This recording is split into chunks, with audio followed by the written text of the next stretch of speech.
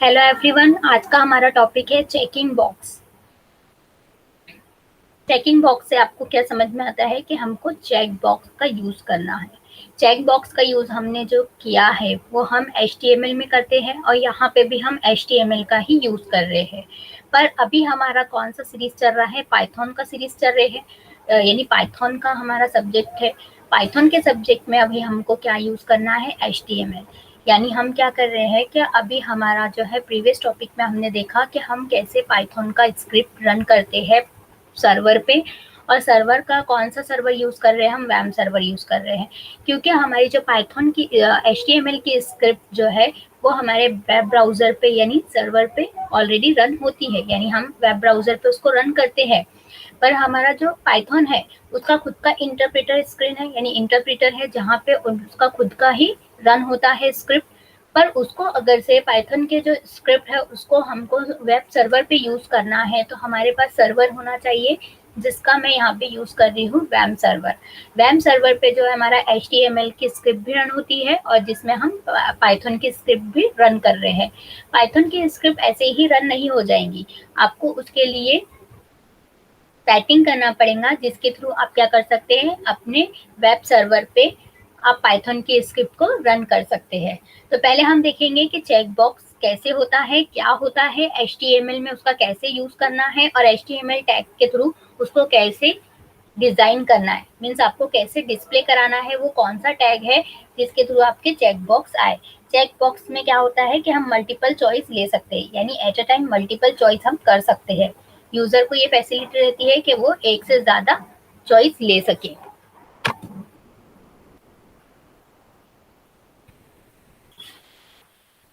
An HTML form can provide a visual checkbox on-off switch.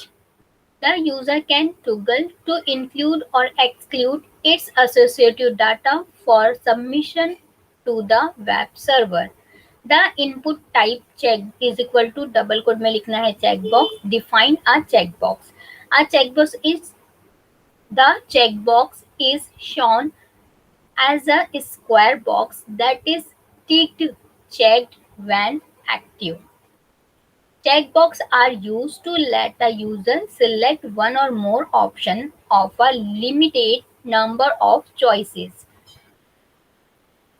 अब यहाँ से मैं आपको बताने वाली हूँ कि जो हमारा HTML में चेक बॉक्स होता है वो क्या होता है। एक चेक बॉक्स होता है जिसको हम ऑन ऑफ कर सकते हैं, यानी उसको टिक कर सकते हैं और अनटिक कर सकते हैं।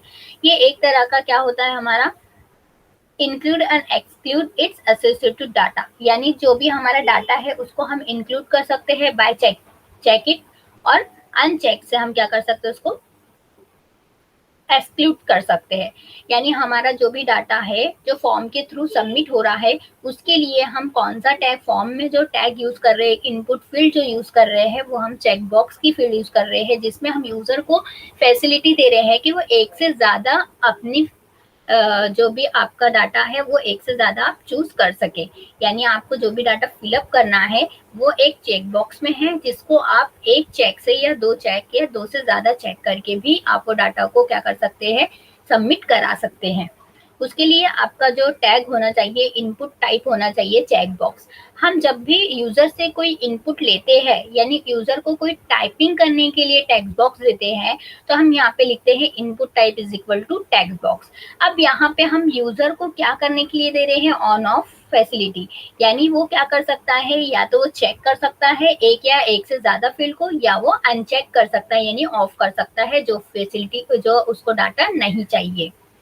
तो इसको हमको अगर से डिफाइन करना है, यानी चेक बॉक्स को हमको डिस्प्ले कराना है, तो हमको HTML का चेक बॉक्स टैग जो है input type is equal to check box हमको देना पड़ेगा, जिसके थ्रू क्या होगा, हमारा चेक बॉक्स जो है डिस्प्ले होगा। चेक बॉक्स जो है हमारा जो है स्क्वायर ब्रैकेट में होता है, जिसको हम चेक भी करके रख सकते हैं जो हमको एक्टिव दिखाना है। यानी कोई फील्ड ऐसी है जो हमको बाय डिफॉल्ट एक्टिव दिखाना है तो उस जगह पे हम चेक्ड भी लिख देंगे, तो भी हमारा क्या होगा कि वो वैल्यू क्या होंगी, चेक हमको ऑलरेडी दिखेंगी। अगर से उसको अनचेक करना है तो यूजर क्या कर सकता है, उसको अनचेक कर सकता है। चेक बॉक्स में जो फैसिलिटी है वो क्या है कि हम एक या एक से ज़्यादा ऑप्शन को क्लिक कर सकते हैं, यानी उसमें कोई लिमिटेशन नहीं है कि आपको एक ही चेक करना है। आप एक से ज़्यादा, एक या दो, तीन, जैसे भी आपको करना है वैसे आप वो चेक कर सकते हैं। चेक बॉक्स के थ्रू आप डाटा दे सकते हैं। The Python script nominated to handle the form data can test whether each checkbox has been checked simply by testing if a value has been received from the checkbox of that names. अब यहाँ पे Python script में हम क्या करेंगे, if condition लगाएंगे, यानी जो यूजर से हमको चेक्ड हुई है वो रिसीव हुई है नहीं, यानी जो रिसीव हो रही है हमको, यानी जो पाइथन स्क्रिप्ट के थ्रू जो हमारे वेब ब्राउजर पर रन हो रही है स्क्रिप्ट, वो जो है चेक किया था कि नहीं किया था, और जो चेक किया है वो हमारे इसमें फॉर्म में वो वैल्यू है या नहीं है, वो चेक करने के लिए हम क्या करेंगे, इफ कंडीशन यूज करेंगे। यहाँ पे वही लिखा है, the Python script nominated to handle the form data can test whether each checkbox has been checked simply by testing if a value has been received from the checkbox of that name। यानी जो name का checkbox हमारे ऊपर हम receive कर रहे हैं वो सही में चेक था कि नहीं था, वो टेस्ट करने के लिए हम क्या कर रहे हैं, इफ कंडीशन का यूज कर रहे हैं। अब यहाँ पे मैं चेक बॉक्स में जो है, जो चेक बॉक्स हमको डिस्प्ले होना चाहिए वो ऑर्डर अनऑर्डर लिस्ट, यानी जो लिस्ट हमको डिस्प्ले होना चाहिए वो कैसी होना चाहिए, उसके लिए मैं यहाँ पे अनऑर्डर एंड ऑर्डर मैंने आपको दिया है। क्या हम अनऑर्डर लिस्ट या ऑर्डर लिस्ट के थ्रू भी हमारी चेक बॉक्स की फील्ड को जो हमारी चेक हो रही है, जो डाटा चेक होके हमारे पास रिसीव हो रहा है, वो हमको कैसे टाइप में डिस्प्ले करना है, हमको ऑर्डर लिस्ट में डिस्प्ले करना है या अनऑर्डर लिस्ट में। इसलिए मैंने ये वाला भी यहाँ पे आपको डाल दिया है। जिसको भी अनऑर्डर और ऑर्डर लिस्ट नहीं पता होगा तो यहाँ से उसको पता चल जाएगा। Unorder list HTML list. Unorder क्या होता है, an unorder list start with the UL tag, each list item start with the LI tag. UL यानी अनऑर्डर लिस्ट और उसमें LI यानी list item. The list item will be marked with bullet small black circle by default। अगर से हमने कोई भी list में कुछ भी नहीं डिस्प्ले किया, यानी कुछ नहीं बताया है, तो वो बाय डिफॉल्ट क्या ले लेगा, सर्कल यानी ब्लैक सर्कल ले लेगा, जो स्मॉल डॉट जैसे होता है जिसको बोला जाता है बुलेट, जिसका हम कब यूज करेंगे, अनऑर्डर लिस्ट जब हम बना रहे हैं जिसमें LI यानी लिस्ट आइटम ले रहे हैं, तो बाय डिफॉल्ट वो कौन सी लिस्ट ले लेगा, हमारी ये बुलेट वाली लिस्ट, यानी बुलेट वाली लिस्ट में हमको डिस्प्ले करेगा। तो यहाँ पे हमने UL लिया, UL टैग जो होता है अनऑर्डर लिस्ट होता है और LI जो होता है लिस्ट आइटम होता है। तो हमारा जो अनऑर्डर लिस्ट, हम लिस्ट में आइटम जो डाल रहे हैं तो उसमें हमको UL लेना कंपलसरी होता है। UL से हमको पता चलेगा कि हम जो लिस्ट बना रहे हैं वो अनऑर्डर लिस्ट है। LI जो होता है हमारा लिस्ट का आइटम। तो हमारा फर्स्ट लिस्ट का आइटम है पाइथन, सेकंड लिस्ट का आइटम है PHP और थर्ड लिस्ट का आइटम है .NET। जैसे ही मैंने इसका आउटपुट देखा तो यहाँ पे मुझे क्या दिखा, डॉट। तो सामने जो डॉट आए हैं तो ये फर्स्ट वाला जो बुलेट दिख रहा है कि जो हम ऑर्डर लिस्ट का जो आइटम हमारे को डिस्प्ले होगा वो किसके साथ होगा, बुलेट लिस्ट के साथ होगा, यानी बुलेट के साथ होगा, जो हमारा होता है स्मॉल ब्लैक सर्कल। जो हमको बोले, जो हमारा ये जो लिस्ट कहलाएगा वो क्या कहलाएगा, unorder list. Next, order list किसको बोलते हैं, an order list start with the OL tag, each list item start with the LI tag. ठीक है, LI टैग हमारा जो होता है वो होता है लिस्ट आइटम के लिए। ठीक है, OL और UL अलग है, UL यानी अनऑर्डर लिस्ट और ऑर्डर लिस्ट यानी OL। तो हमको जब आइटम लिखना है तो कंपलसरी दोनों में वही डालना है, LI डालना है। पर आप जब अनऑर्डर लिस्ट बना रहे हैं तो UL का यूज करो, और अगर से आप ऑर्डर लिस्ट बना रहे हो तो OL का यूज करो। तो यहाँ पे ऑर्डर लिस्ट के लिए भी मैंने OL दे दिया है। तो OL क्या करेगा, जब हम स्टार्टिंग टैग यानी जो आइटम को बता रहे हैं, हम जो आइटम लिस्ट आइटम जो दे रहे हैं वो काय में आना चाहिए, ऑर्डर लिस्ट में आना चाहिए। तो ऑर्डर लिस्ट हमारी कहाँ से स्टार्ट होंगी, 1 2 3 4।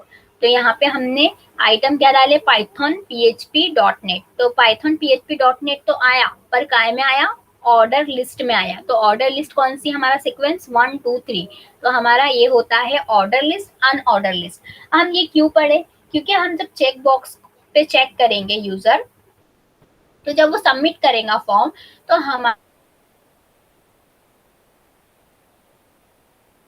एलआई और ऑर्डर लिस्ट अनऑर्डर लिस्ट का यूज कर रहे हैं करके मैंने आपको ये कंसेप्ट क्लियर करने के लिए बताया है कि ये HTML का कंसेप्ट है जिसको हम पाइथन में यूज करने वाले हैं। हमारा चेकबॉक्स जब डाटा चेक हो जाएगा और सबमिट हो जाएगा तो सबमिट होने के बाद वो पाइथन वाली फाइल से जो भी हमारा डाटा है वो फैच होगा, यानी हमारा जो डाटा है स्टोर होके हमारे को गेट होगा। तो गेट हमको किस टाइप में होना चाहिए, तो हमको अनऑर्डर लिस्ट में होना चाहिए। ठीक है, तो इसलिए ये order list and unordered list का मैंने कंसेप्ट आपको समझाया है। एग्जाम्पल लिखा है मैंने कि create a new HTML document. किसी को कंफ्यूज होता है कि पहले क्या करना है, तो करके मैंने यहाँ पे वर्डिंग में लिखा है। डायरेक्टली अगर से मुझे एक्सप्लेन करना है तो यही बोलूंगी, एक नोटपैड ओपन करो यानी टेक्स्ट एडिटर ओपन करो HTML लिखने के लिए। पर यहाँ पे मैंने अच्छे से बताया है कि क्रिएट करना है HTML document containing a form with 3 checkboxes with associative value and a submit button to post only checked values to a Python script। अब यहाँ पे क्या बोल रहा है कि आपको एक HTML डॉक्यूमेंट बनाना है जिसमें 3 बटन बनाना है। 3 बटन कौन से, चेकबॉक्स बनाना है जिसमें आपको एसोसिएटिव वैल्यू डालना है यानी की एंड वैल्यू जो होती है उसकी। फिर आपको एक सबमिट बटन बनाना है जिसमें क्या हो, पोस्ट हो। कौन सी वैल्यू पोस्ट हो, जो चेक्ड हो, यानी यूजर ने जिसको चेक किया है वो ही वैल्यू क्या हो, पोस्ट हो जाए। तो यहाँ पे फाइल का नाम दिया मैंने check.html, जिसमें मैंने नोटपैड का यूज किया। आप कोई भी पैड यूज कर सकते हैं, कोई भी एडिटर जो भी आपको सुटेबल लगे वो एडिटर आप यूज करो। यहाँ पे मैंने नोटपैड यूज किया है। फिर यहाँ पे HTML tag, head tag, title tag यानी टाइटल आने के लिए पेज का टाइटल। ठीक है, बॉडी का टैग, ठीक है, बॉडी की हेडिंग है ये जो होता है टाइटल, ये हमारा होता है टैब जो हम ऑन करते हैं। टैब ऑन करके बाद रन करते हैं तो टैब में हमारी हेडिंग क्या हो जाएंगी, यूजिंग चेकबॉक्स। और ये होता है बॉडी टैग। बॉडी टैग जैसे मेरी ये स्क्रीन दिख रही है तो ये होता है बॉडी। तो बॉडी के अंदर की हेडिंग क्या होना चाहिए, checkbox example. Body tag, head tag close. फिर फॉर्म टैग में मैंने 2 एट्रीब्यूट पास किए, एक है मेथड और दूसरा है एक्शन। एक्शन क्या करेगा, जो भी हमारी वैल्यू फिलअप होंगी वो एक्शन से क्या होंगी, प्रोसेस होंगी यानी गेट होंगी। यानी हम जो स्क्रिप्ट जो हम डिजाइनिंग कर रहे हैं, ऐसा समझ लेना है जो डिजाइनिंग कर रहे हैं वो HTML में कर रहे हैं, पर जो फॉर्म फिलअप होने के बाद प्रोसेस हो रहा है वो हमारी स्क्रिप्ट यानी पाइथन की स्क्रिप्ट में हो रहा है। इसलिए हम एक्शन फाइल कौन सी दे रहे हैं, check.py। पोस्ट मेथड मैंने बताया है कि 2 टाइप के मेथड होते हैं, get method and post method. Post method जो होता है सिक्योर्ड होता है, अनलिमिटेड कैरेक्टर्स आ सकते हैं और हमारा जो है मैसेज को वो अपेंड नहीं करता है। पर जो हमारा गेट मेथड होता है वो URL पे मैसेज को शो कराता है यानी अपेंड कराता है। और हमारा जो गेट मेथड होता है उसमें लिमिटेड कैरेक्टर होता है 1024, इसलिए हम गेट मेथड ज्यादा यूज नहीं करते हैं, पोस्ट मेथड का ज्यादा यूज करते हैं। तो यहाँ पे मैंने 3 लैंग्वेज लिखा है, एक लिखा है पाइथन लैंग्वेज, दूसरा PHP लैंग्वेज, तीसरा लिखा है C#.NET लैंग्वेज। ये हमारी हेडिंग है। हेडिंग के बाद क्या आना चाहिए, यानी यूजर को पता तो रहना चाहिए वो चेक जो कर रहा है उसके सामने क्या है, यानी उसको पता तो रहना चाहिए कि वो सिलेक्ट कर रहा है तो कौन सी लैंग्वेज को कर रहा है। इसलिए सब में पहले मेरा आउटपुट में पाइथन लैंग्वेज दिखेगा, उसके बाद चेकबॉक्स आना चाहिए। तो चेकबॉक्स के लिए इनपुट टैग में दिया हुआ है चेकबॉक्स, यानी हमने जब इनपुट टैग जहाँ पे भी लगाएंगे वहां पे हमारा चेकबॉक्स डिजाइन होके दिखेगा यानी स्क्वायर ब्रैकेट हमको दिखेगा। तो उसके लिए मैंने क्या किया, input type is equal to checkbox, name is equal to Python और value is equal to Python language. फिर सेकंड में PHP लिखा, सेम टू सेम चेकबॉक्स, क्योंकि सब में चेकबॉक्स आना चाहिए तो हर इसमें इनपुट टाइप मैंने चेकबॉक्स लिया। बस नेम एट्रीब्यूट में जो है पाइथन, किसी में PHP, किसी में .NET। ठीक है, क्यों ऐसा, क्योंकि वैल्यू जो यूजर टिक करेगा तो वो कभी पाइथन की हो सकती है, कभी PHP की हो सकती है, कभी नेट की हो सकती है, या फिर कभी ऐसा भी हो सकता है कि वो 2 ही क्लिक करे, PHP एंड नेट, या ये हो सकता है तीनों ही क्लिक करे। तो इसलिए यहाँ पे जो हमारी चेकबॉक्स की वैल्यू होंगी वो हर बार चेंज हो सकती है करके हमारा जो एट्रीब्यूट का नाम होगा यानी नेम एट्रीब्यूट होगा हर बार चेंज हो सकता है, यूजर कोई भी क्लिक कर सकता है। इसलिए यहाँ पे डिफरेंट मैंने नाम लिया है, यानी सेम नाम नहीं लेंगे, क्योंकि यहाँ पे मल्टीपल चॉइस है। मल्टीपल चॉइस नहीं रहती तो यहाँ पे हम सेम नाम लेते थे। फिर input type is equal to submit, name is equal to submit, value is equal to submit. यहाँ पे वैल्यू की जगह, वैल्यू में सबमिट की जगह आप चेक बॉक्स भी दे सकते हो, क्योंकि वैल्यू जो होती है वो हमारे बटन का नाम होता है, यानी बटन हमको कैसे नाम से डिस्प्ले कराना है वो होता है। और ये नेम और इनपुट टाइप सबमिट जो होता है, ये हमारी बटन जो है सबमिट टाइप होना चाहिए, क्योंकि हम जब सबमिट करें तो वो कौन सा परफॉर्म करे, पोस्ट मेथड परफॉर्म करे, इसलिए हम टाइप जो ले रहे हैं सबमिट ले रहे हैं। और नेम एट्रीब्यूट सबमिट कब काम में आता है, जब हम कभी कंडीशन लिखते हैं कोई चीज में, बताते हैं कि हमारी जो सबमिट वैल्यू है वो सबमिट होने के लिए रेडी है या कुछ और बताना है, तो हम नेम एट्रीब्यूट में सबमिट पास करते हैं। तो ये हमारा कब काम में आएगा, जब हम कोई कंडीशन लगा रहे हैं। अभी फिलहाल में हम सिंपल सा फॉर्म देख रहे हैं और सिंपल से फॉर्म को क्या कर रहे हैं, एग्जीक्यूट करा रहे हैं पाइथन में। तो ये होता है हमारा HTML का फॉर्म, जिसमें हम चेक बॉक्स बता दिए। सेकंड होता है हमारा पाइथन की स्क्रिप्ट, जिसमें हम क्या करेंगे, पाइथन का शेल ओपन करेंगे और पाइथन का आइडियल शेल यानी एडिटर ऑन करेंगे और एडिटर में हम ये स्क्रिप्ट को लिखेंगे, जिसमें मैंने आपको बताया है प्रीवियस लेक्चर में भी कि समय पहले आपको पाथ लिखना है, जहाँ पे भी आपने इंस्टॉल किया है पाइथन वहां पे जाना है, और वहां पे जाने के बाद आपको ये पाथ को कॉपी करना है। कॉपी करने के बाद आपके एडिटर में पेस्ट करना है। पेस्ट करने के बाद आपको स्टार्टिंग में हैश लिखना है और नॉट लिखना है, नॉट का साइन लिखना है जो आपके कीवर्ड में रहता है, कीबोर्ड में रहता है। फिर आपको क्या करना है, यहाँ पे फॉरवर्ड स्लैश आता है तो आपको बैक स्लैश लेना है। बैक स्लैश लेने के बाद आपको आगे में पाइथन लिखना है। पाइथन लिखने के बाद आपको प्रिंट फंक्शन, जो पाइथन का प्रिंट फंक्शन होता है उसके साथ आपको ये वाला लाइन लिखना है, जिसमें आपको बताना है कि आपका जो कंटेंट टाइप है वो HTML का टाइप है। फिर हमने CGI मॉड्यूल के बारे में भी पढ़ा है कि CGI मॉड्यूल क्या करता है, इंटरचेंज करता है हमारे इंफॉर्मेशन को, वेब इंफॉर्मेशन को सर्वर में। और जो हमारा CGI मॉड्यूल का दो मेथड होते हैं, एक होता है फील्ड स्टोरेज मेथड और दूसरा होता है गेट वैल्यू मेथड।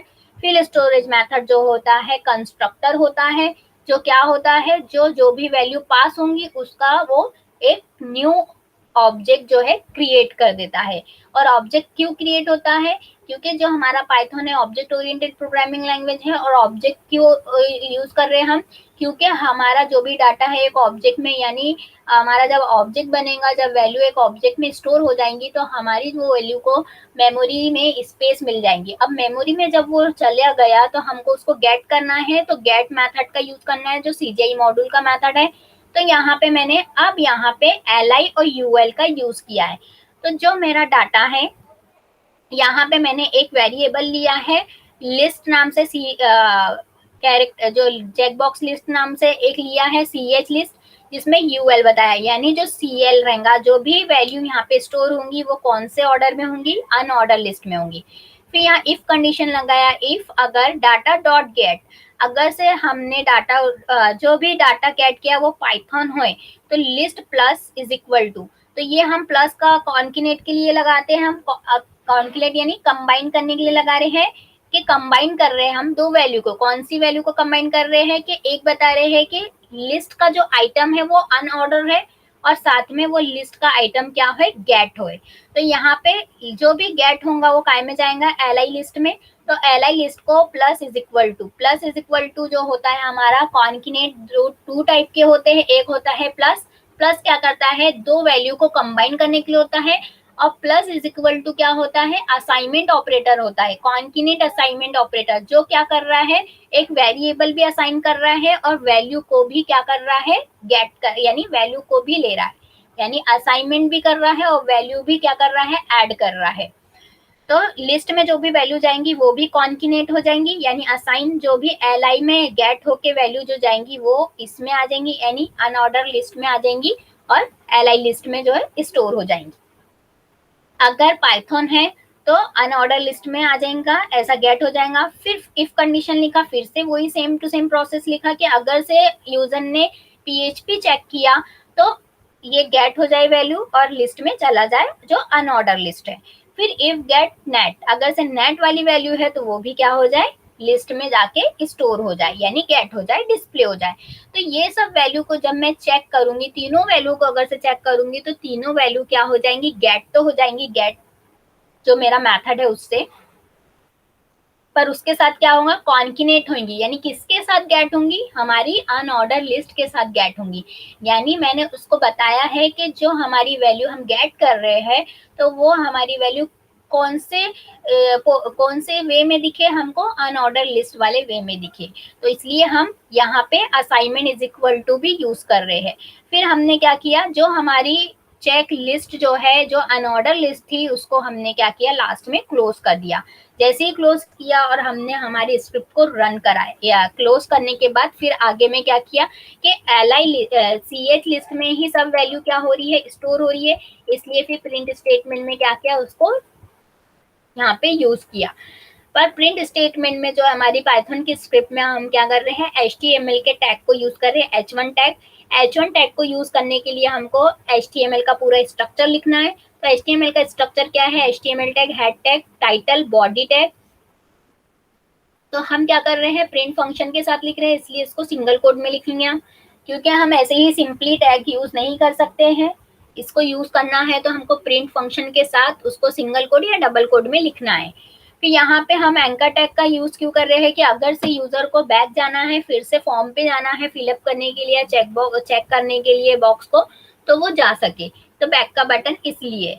फिर नेक्स्ट क्या किया कि हमने जो फर्स्ट वाला HTML का फॉर्म बनाया था उसको रन किया।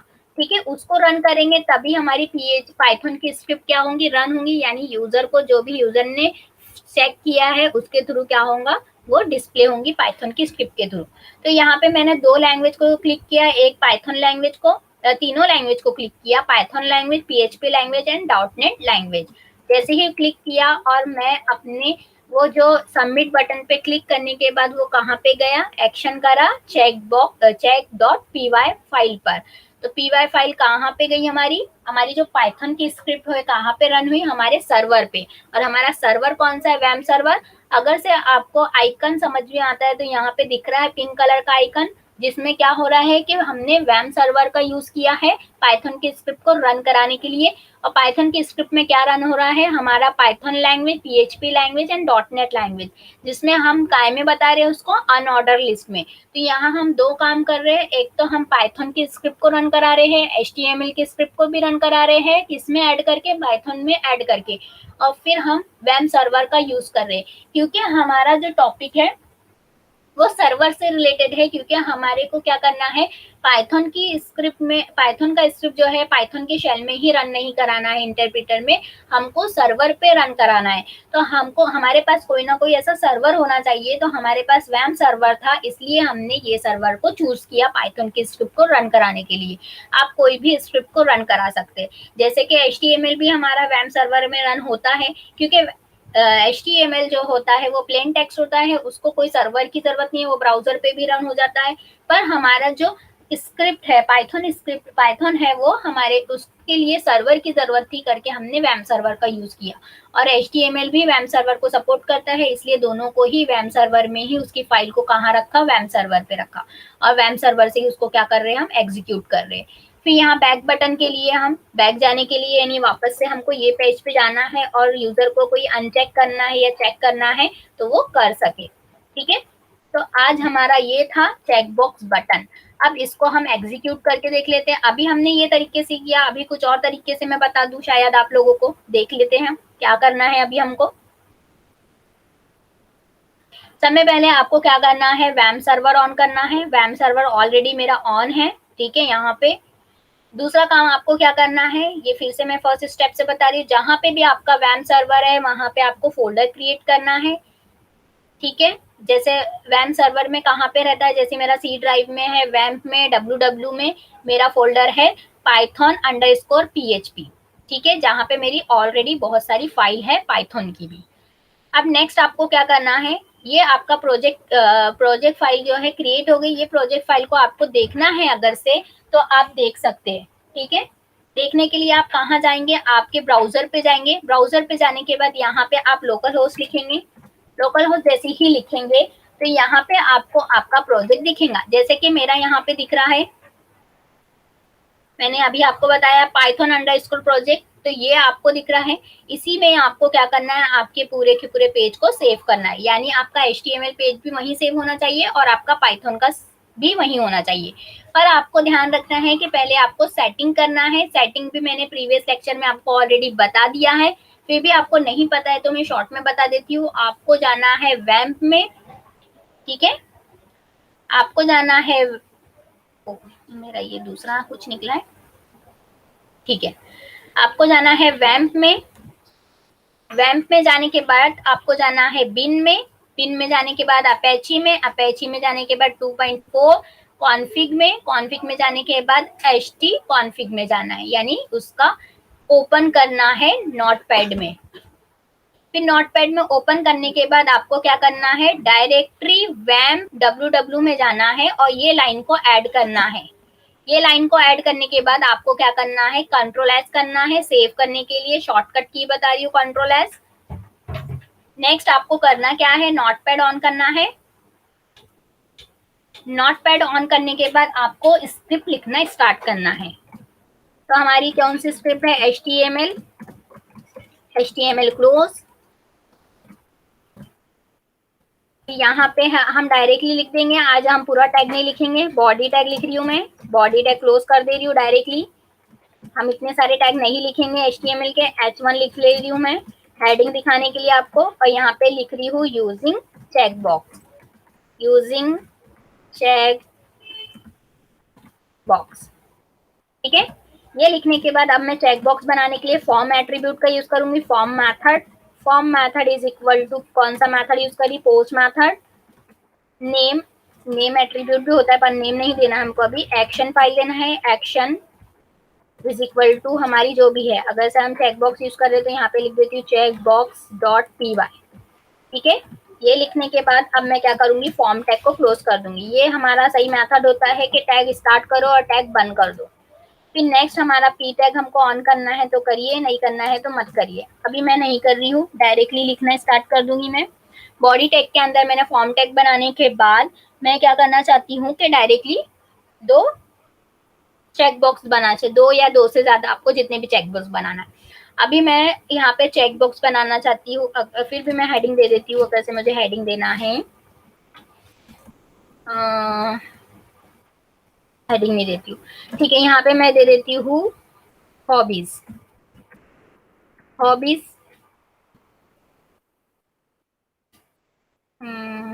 बोल्ड में दे देती हूँ कि ये मेरी हेडिंग है, ठीक है। बोल्ड टैग आपको पता ही होगा, ये भी HTML का टैग है। और यहाँ पे हॉबीज में मैं दे देती हूँ वॉचिंग मूवी, वॉचिंग टीवी, ठीक है। और यहाँ पे चेक बॉक्स में देती हूँ input type is equal to check box, ठीक है। Name is equal to double quote, क्या लिख दूंगी मैं, वॉचिंग टीवी, ऐसे कुछ डाल दूंगी मैं, ठीक है। और यहाँ पे value, value is equal to double quote, यहाँ पे दे दूंगी मैं वॉचिंग टीवी, ठीक है। और चेक बॉक्स क्लोज। ऐसे ही सेम मैं दूसरा भी बना लेती हूँ, watching TV, playing game, playing playing playing game, ठीक है। यहाँ पे लिखूंगी input type is equal to double quote check box, name is equal to double quote, name में लिखूंगी मैं यहाँ पे PL गेम, ठीक है, PLG। और यहाँ पे वैल्यू, वैल्यू दूंगी प्लेइंग गेम, प्लेइंग गेम्स, ठीक है। और यहाँ पे क्लोज। ये हो गया मेरा, दो चीजें पास कर दी मैंने। अब यहाँ पे मैं दूंगी सबमिट बटन। इनपुट, आप 2 से ज्यादा भी चेक बॉक्स बना सकते हैं, मैं यहाँ पे 2 ही दे रही हूँ टाइम बचाने के लिए। Input type submit, name is equal to submit, value is equal to double quote check box, ठीक है। अब मैं यहाँ पे क्या करूंगी, इसको सेव कर दूंगी कहाँ पे, मेरे सर्वर पे, वैम सर्वर में मेरा जो पाइथन नाम का प्रोजेक्ट है उसमें ही जाके मैं ये नाम इसको सेव करूंगी। इसको जो भी मेरे को नाम देना है मुझे वो भी दे दूंगी, मैं चेक बॉक्स ही दूंगी, चेकबॉक्स डॉट HTML। ठीक है, एक्सटेंशन लिखना कंपलसरी है क्योंकि हम नोटपैड का यूज कर रहे हैं। अगर से हम कोई और भी यूज करते हैं तो आपको ध्यान देना है कि हमारा बाय डिफॉल्ट HTML ले रहा है कि नहीं ले रहा है। ठीक है, अब मुझे क्या करना है, रन करना है। तो रन करने के लिए यहाँ जाऊंगी और यहाँ पे जाने के बाद मैं बैकस्लैश लिखूंगी और यहाँ पे लिखूंगी पाइथन प्रोजेक्ट। ठीक है, पाइथन प्रोजेक्ट जो मेरा फोल्डर का नाम है, और एंटर करूंगी। एंटर करने के बाद यहाँ पे चेक बॉक्स है,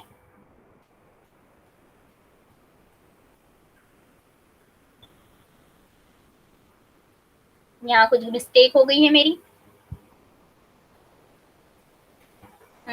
ओके, यहाँ पे game check box input game input type check box में डबल कोड आ गया है, डबल बार कोड आ गया है। ठीक है, अब करेक्ट है। यहाँ पे हमारी हॉबीज होगी और हॉबीज साथ में दिख रहा है करके मैं यहाँ पे क्या करूंगी, ब्रेक टैग लगा दूंगी ताकि नीचे दिखे हॉबीज। तो बाकी के हेडिंग्स हम सबको भी ब्रेक टैग लगा सकते हैं, पर हमको ये लाइन में दिखाना है। अगर से आपको होना तो आप लगा सकते हो। ठीक है, फिर भी मैं लगा देती हूँ आपके लिए। यहाँ पे लगा देती हूँ वॉचिंग टीवी के बाद, फिर प्लेइंग गेम के बाद। ये हो गया। हम इसमें से जितने भी चेक करना चाहते हैं चेक करें और सबमिट करना है। अब सबमिट होने के बाद वो वैल्यू पास भी होना चाहिए, इसलिए हमको पाइथन की स्क्रिप्ट यानी पाइथन का शेल ओपन करना है। फाइल में जाना है, न्यू फाइल लेना है। न्यू फाइल लेने के बाद आपको सब में पहला हेडिंग देना है पाइथन का पाथ। पाइथन का पाथ जहाँ पे भी आपका पाइथन इंस्टॉल है वहां पे जाना, जैसे मेरा सी ड्राइव में, यूजर में, ये बहुत दूर है मेरा, एडमिन में, अपेची, लोकल, आप लोगों का नजदीक होगा। ठीक है, ये मेरे इसमें बहुत ज्यादा अंदर में प्रोग्राम्स फाइल में पाइथन पाइथन। ठीक है, यहाँ से जाऊंगी, यहाँ पे जब मेरा पाइथन का शेल ओपन हो जाएगा वहां पे कॉपी करूंगी उसका पाथ को, और कॉपी करने के बाद यहाँ पे मैं डाल दूंगी। यहाँ पे मैं देने के बाद मैं हैश लिखूंगी, नॉट इक्वल टू लिखूंगी, और यहाँ पे जो फॉरवर्ड स्लैश है उसको बैक स्लैश चेंज कर दूंगी उसको बैक स्लैश में। तो ये ध्यान देना है आपको, ये छोटी छोटी चीजें बैक स्लैश करना है।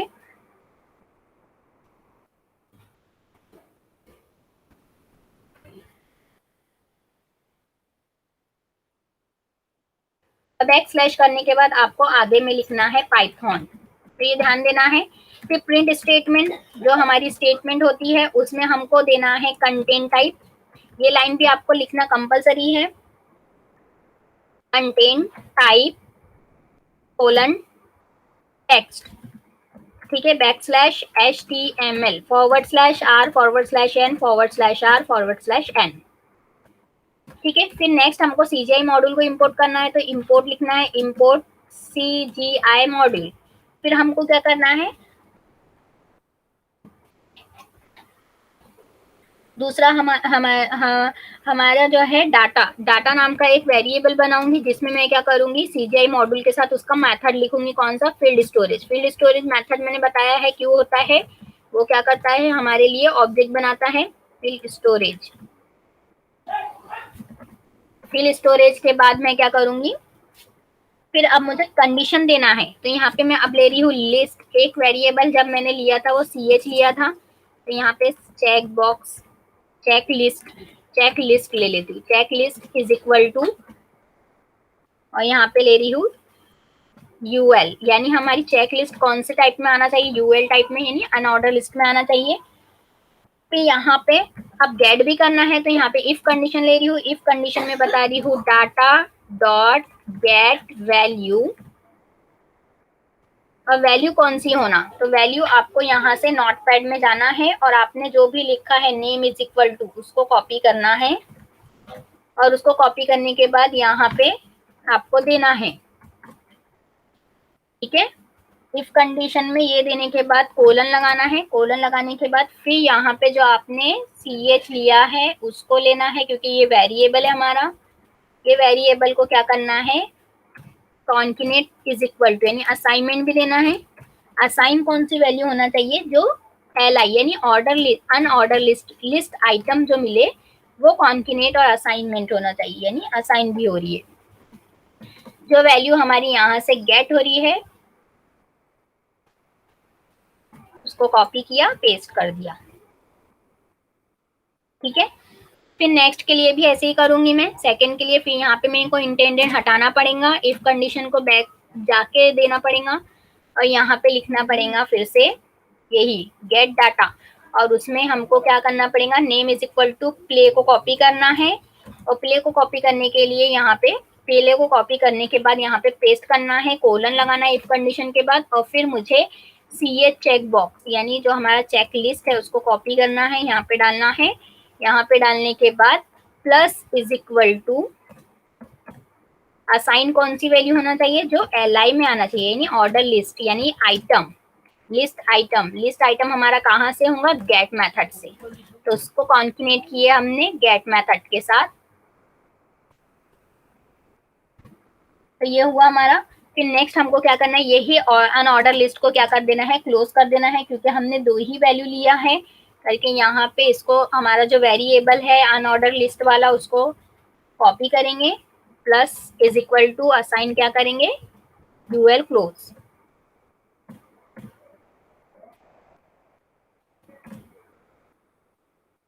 ठीक है, अब इसको सेव कौन से नाम से करना है, जो नोटपैड में डाला हमने चेकबॉक्स .py, उसको वही नाम से वही वेब सर्वर पे सेव करना है, सेव एज करना है। सेव एज करने के बाद वो फिर से पाइथन के शेल में लेके जाता है, हमको जाना है सी ड्राइव में, वैम्प में, ww में, और पाइथन के प्रोजेक्ट जो हमारा पाइथन प्रोजेक्ट है उसमें जाना है, और यहाँ पे कॉपी पेस्ट कर देना है। कॉपी पेस्ट इसलिए कर रही हूँ क्योंकि हमारा रॉन्ग नहीं होना चाहिए, रॉन्ग होता है करके हम ये करते हैं। अब इसको प्रिंट भी कराना पड़ेगा, तो प्रिंट फंक्शन लिखना है। प्रिंट फंक्शन में हम HTML का यूज कर रहे हैं, तो यहाँ पे HTML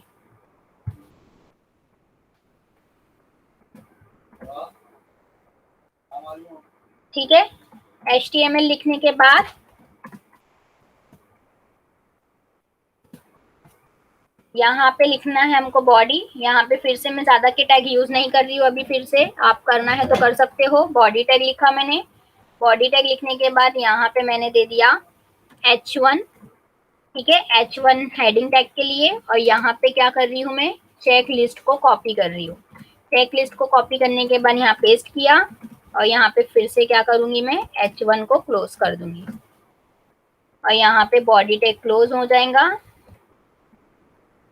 और फिर HTML क्लोज कर दूंगी। अब बैक बटन भी बना देती हूँ, तो फिर से लिखा प्रिंट फंक्शन, और यहाँ पे लिख दिया मैंने बैक बटन। बैक बटन भी आपके ऊपर है, बनाना है तो बनाइए, नहीं बनाना है तो मत बनाइए। फिर हमारा नाम क्या है, CH box, CHC box .html, ठीक है। और यहाँ पे लिख दिया मैंने बैक, और एंकर टैग क्लोज। अब हम इसको रन करके देखते हैं हमारा रन होता है क्या। मैंने एक वैल्यू सबमिट कर रही हूँ, नहीं रन हुआ, कोई तो भी प्रॉब्लम है, क्या प्रॉब्लम है देख लेते हैं। यहाँ तो HTML है, HTML में कोई प्रॉब्लम नहीं होता है, यहाँ पे ही कोई प्रॉब्लम होगा हमारा।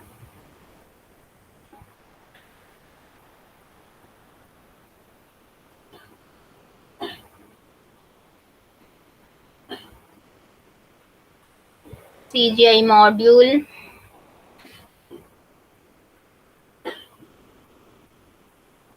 CGI फील्ड स्टोरेज,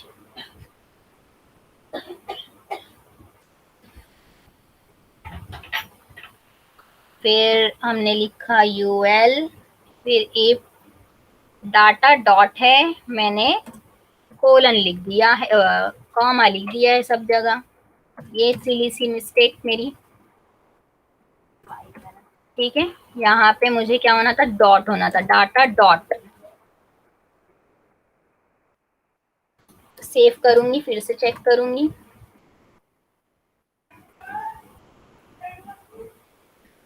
ठीक है। तो तो ये आ गई हमारी अनऑर्डर लिस्ट। तो ये किससे हो रहा है, जिसमें हमने असाइनमेंट ऑपरेटर बताया है उससे हो रहा है। अब ये मैं नोटपैड में आपको एक्सप्लेन कर देती हूँ। अब यहाँ पे मैंने एक चेक किया तो करके एक बता रहा है, दो चेक करूंगी तो दो बताएंगा, दो से ज्यादा अगर से मैंने लिया है तो ज्यादा भी बताएंगा। ये लाइन हमारी कंपलसरी रहती है, स्टार्टिंग लाइन, जिसमें हमको पाइथन का पाथ देना पड़ता है। दूसरी लाइन हमारी कंटेंट टाइप हमको बताना है कि एचटीएमएल कंटेंट टाइप है। सीजीआई मॉड्यूल जो हमारे को इंटरचेंज करता है हमारी इंफॉर्मेशन को वेब ब्राउजर पे।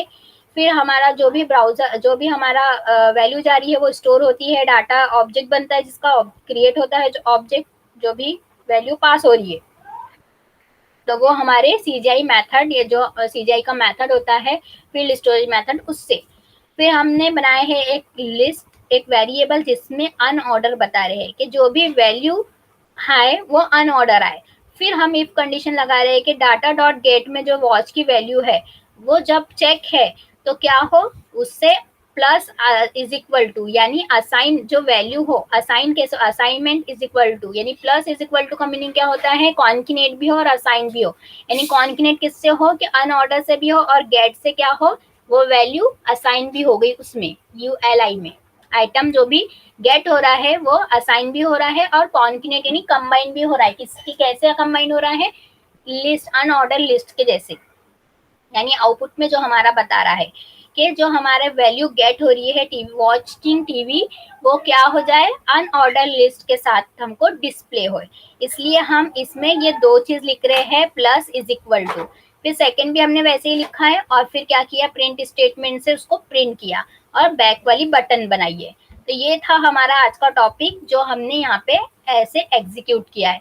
यहाँ पे अगर से मैं दो देती हूँ, दोनों को चेक करती हूँ और चेक बॉक्स लिखती हूँ तो दोनों भी लिस्ट मुझे डिस्प्ले हो जाती है जो होती है अनऑर्डर में। और बैक जाती हूँ तो फिर से मेरे फॉर्म पे चले जाता है। तो हम क्या कर रहे हैं, यहाँ पे वैम सर्वर यूज कर रहे हैं और वैम सर्वर यूज करने के साथ साथ हम HTML का भी यूज कर रहे हैं पाइथन की स्क्रिप्ट को रन कराने के लिए। पाइथन की स्क्रिप्ट से क्या हो रहा है कि हम जो वैल्यू है गेट कर रहे हैं, वैल्यू को एक ऑब्जेक्ट के थ्रू उसको सेव करा रहे हैं सीजीआई मॉड्यूल का यूज करके। और हम जो डिस्प्ले करा रहे हैं स्ट्रक्चर के यूजर को डिस्प्ले होए कोई कोडिंग, यानी डिस्प्ले हो स्ट्रक्चर के यूजर करे क्या, तो यूजर को डिस्प्ले कराने के लिए HTML का यूज कर रहे हैं जो डिजाइनिंग के लिए हो रहा है कि डिजाइन करके हम बता रहे हैं कि यूजर को चेक करना है जो चेक बॉक्स। फिर यूजर चेक करेगा और यूजर जब सबमिट करेगा तो वह वैल्यू क्या हो जाएंगी, सर्वर पे प्रोसेस होंगी पाइथन की स्क्रिप्ट के साथ। तो आई थिंक आप लोगों को ये समझ गया होगा। Thank you so much. अगर से आपको कुछ भी नहीं समझता है तो आप मुझे कमेंट कर सकते हो।